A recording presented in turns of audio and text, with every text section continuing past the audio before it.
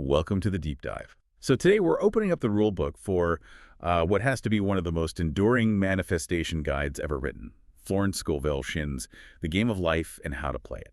Mm.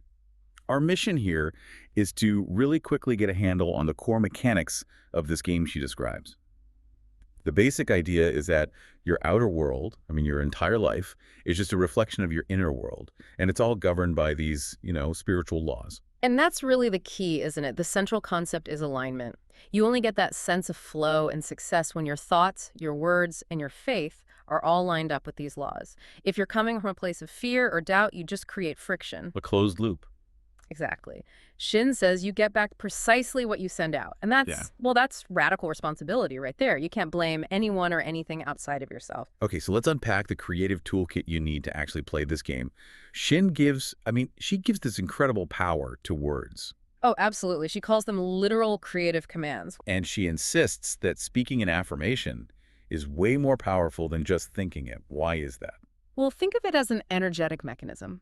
When you speak, you're adding sound, you're adding vibration into the physical world. You're basically doubling the command you send to your subconscious. It's like an instruction with sound effects. But wait, this is where the rule feels incredibly strict to me. Shinn warns us to never speak of fear or lack or illness, because every word is a command. So what if you have to, discuss a bill or a doctor's appointment? Is she advising total denial?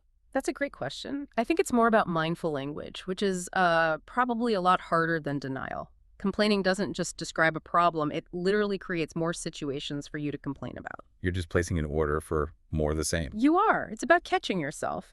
And if words are the commands, then your imagination, that's the blueprint. Whatever you picture and feel is true will eventually show up. Fear repels it, and faith attracts it. It's that simple. So if fear is the great repellent, what do we do when obstacles show up? Because they do. Shinn says you have to clear the field first, which brings us to the law of non-resistance. Right. What you resist persists. So how do you actually stop fighting? You step back. You cultivate this calm, detached energy. That neutral vibration is what allows solutions to flow in. If you meet hostility with more anger, you're just strengthening the hostility. Shinn says to use calm or even humor. You neutralize it by not giving it your emotional energy. And that refusal to fight, that ties directly to what she calls the spiritual reset button? Yeah. Forgiveness. Absolutely. Forgiveness is non-negotiable. It instantly clears out old karmic patterns, that whole cycle of cause and effect. If you don't forgive yourself, especially, your entire manifestation process just slows right down because you're tied to the past. And that's why she talks about casting the burden. This is that moment of surrender, which can feel so counterintuitive when you're being told to take control of your thoughts.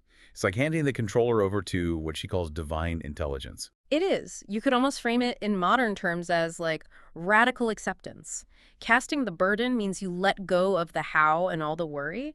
You release the fear and trust that a higher power can handle the logistics. Miracles happen through surrender, she says, not through force. And surrender leads us right to the highest frequency of all. Love. Yes, love is the ultimate vibration. It dissolves negativity, it attracts harmony, opportunities, money, everything. But it has to start with self-love. It has to. And the guide for all of this, for your actions, is your intuition. That's your higher self talking. If something feels forced or confusing, Shinn would say it's the wrong path.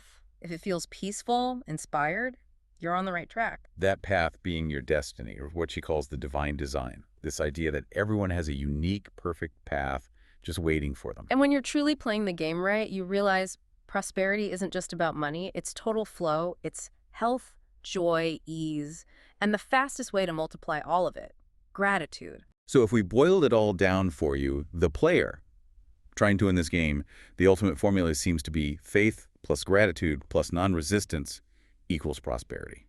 Which leaves us with a final thought. This comes from her chapter on denials and affirmations. We all have these limiting beliefs we carry around, so consider this. What would happen if you actively replaced one of your deepest fears? Using a denial like there is no truth and lack with a powerful new statement, an affirmation like what is mine by divine right comes to me easily. How could that one simple act instantly shift your focus and maybe change the entire game you're playing?